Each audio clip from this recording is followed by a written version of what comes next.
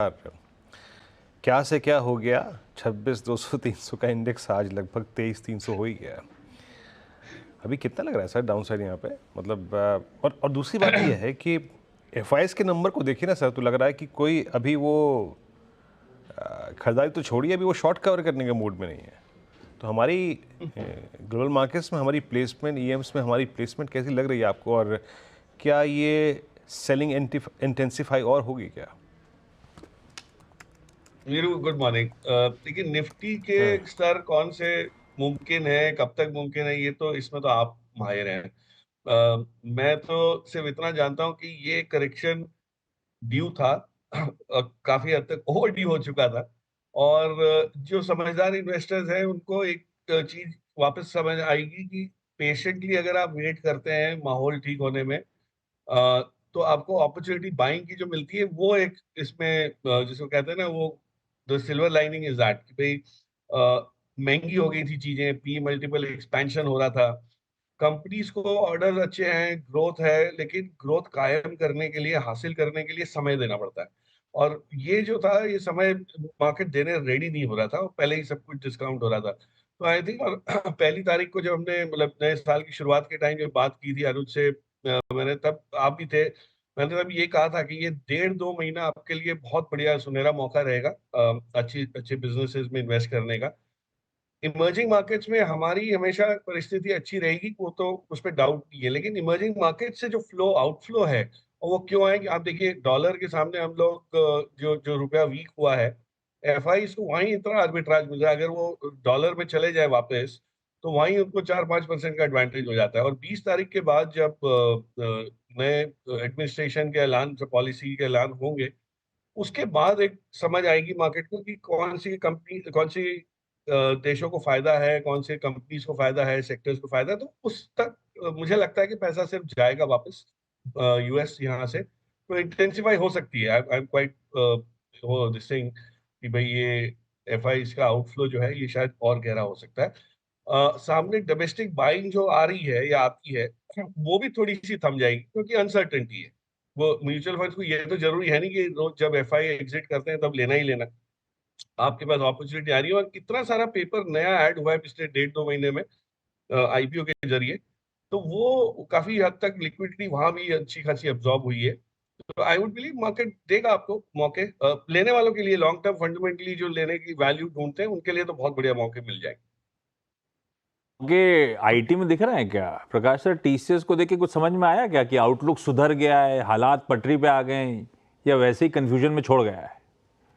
आशीष, आप तो आईटी इतना अच्छी तरह से फॉलो करते हैं, देखिए हुआ ये है कि उम्मीद थी टीसीएस परफॉर्म नहीं करेगा। और पिछले कुछ टाइम में अगर आप देखें तो बाकी सब चीजें थोड़ी बहुत हल्की हुई, वैल्यूएशन हल्के हुए, टीसीएस में कुछ ज्यादा ही गिरावट आई थी। तो एक वो कैचअप प्ले हो गया कि भाई इतनी खराब परिस्थिति है। और एक एक बहुत इंटरेस्टिंग चीज इस बार, जो मैनेजमेंट की जो बॉडी लैंग्वेज है, ये नॉर्मली मैनेजमेंट थोड़ी कतराती है बहुत खुल के बताने में, गाइडेंस देने में, और आगे कैसा माहौल है, आउटलुक है। लेकिन इस बार एक कॉन्फिडेंस अलग टाइप का इनका है। ऑफकोर्स आंकड़ों में तब्दील नहीं हुई है ये चीज, उन्होंने कोई इस टाइप के आंकड़े नहीं हमारे पास छोड़े कि कुछ आप उस पर एनालिसिस कर सके। लेकिन जो बॉडी लैंग्वेज है, और कोविड लोज पे जो प्रोफाइल थी ग्रोथ की या मार्जिन की, वो वापस आई हुई है। तो आप ये सोचिए कि अब यहाँ से अगर कुछ हो सकता है तो सुधार ही हो सकता है। तो फ्रॉम दैट पर्सपेक्टिव ये आपको लग रहा है। लेकिन जो मिड कैप आईटी बहुत चले हुए हैं, जो कई कंपनीज हैं, और आपने टाटा एलेक्सी के नंबर देखे, तो ऐसा नहीं होता कि हर एक कंपनी आईटी में चलनी है और सब मतलब एक ही समय में चलनी है, तो एक ही दौर में चलनी है। तो मुझे लगता है मिड कैप आईटी में थोड़ा सा करेक्शन गहरा होगा, वहाँ थोड़ा सा डिसअपॉइंटमेंट ज्यादा आ सकता है।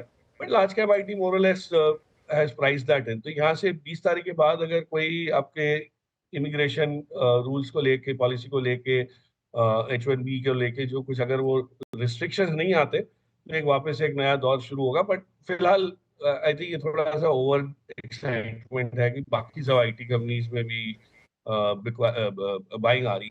टीसीएस मैं समझ सकता हूँ, एक एक जस्टिफिकेशन कहीं ना कहीं है उसमें। बट बाकी कंपनीज को लेना कोई आज जरूरी नहीं है।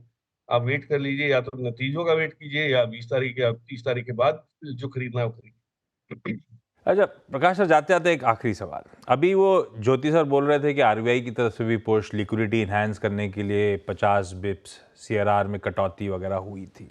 सब मान के चल रहे हैं फरवरी में एक बार बजट निकलेगा, आरबीआई शायद दरों में कटौती करता हुआ नजर आए। ये गिवन है क्या? जिस तरह की रुपए की चाल है, जिस तरह से सबको लग रहा है इन्फ्लेशन का सरदर्द ग्लोबली लौट रहा है, और ट्रम्प साहब का सरदर्द तो एड ऑन है ही है, ये हो सकता है ना कि आरबीआई कट की जगह शायद वापस पॉज की तरफ बढ़ जाए, वहां पे समीकरण देखते हुए? वो एब्सोल्युटली बहुत पॉसिबल। देखिए, एक चीज समझनी जरूरी है कि बजट एक सरकार का नीति का एक वो जरिया है बताने का कि भाई हम इस साल किस टाइप का खर्चा करेंगे, क्या आमदनी होगी, किस सेक्टर्स में खर्चा करेंगे, इंसेंटिवाइज किसको करेंगे। उसके बेसिस पे लिक्विडिटी की एक अपेक्षा बनेगी, और उसके बाद आप देखिए क्रोनोलॉजी के हिसाब से आरबीआई पॉलिसी आ रही है। तो आरबीआई पॉलिसी वो सब चीजों को उसका आंकलन करके ही आनी है। अब उसमें अगर बजट में इन्फ्लेशनरी एलिमेंट्स होते हैं, यानी खर्चा ज्यादा करके कहीं ये होता है कि इन्फ्लेशन जारी रहेगा या बहुत जल्दी नीचे नहीं आएगा, तो आरबीआई के पास विकल्प है ही नहीं पॉज के अलावा। बट माई सेंस इज कि आरबीआई ग्लोबल और डोमेस्टिक पॉलिसी को देख के समझ के वो करेंगे, तो हो सकता है कि पॉज हो जाए और आपको फिर थोड़ा सा वेट करना पड़े 2 और महीने। आई डोंट थिंक इसको रेट कट को हमको एंटिसिपेट करना चाहिए। बट अगर सरकार ने कुछ ऐसी चीज की जिसकी वजह से रेट कट अब्जॉर्ब होना मुमकिन हो जाता है और सहूलियत हो जाती है उसमें इकोनॉमी में, तो हो सकता है कि फिर आपको रेट कट की भी उम्मीद जो है बन जाएगी। बहुत क्रिटिकल होगा आशीष, 1 तारीख को क्या आ रहा है। I think it is this time it is more decisive. Normally हम बजट को इतना वो तवज्जो नहीं देते कि भाई इतना कोई चीज एक ही दिन में नहीं आनी है जो सारे साल में नहीं आ सकती। लेकिन इस बार जो इस करार पे हम लोग हैं, उससे मुझे लगता है कि 1 तारीख का जो बजट है वो बहुत ही अहम रहेगा।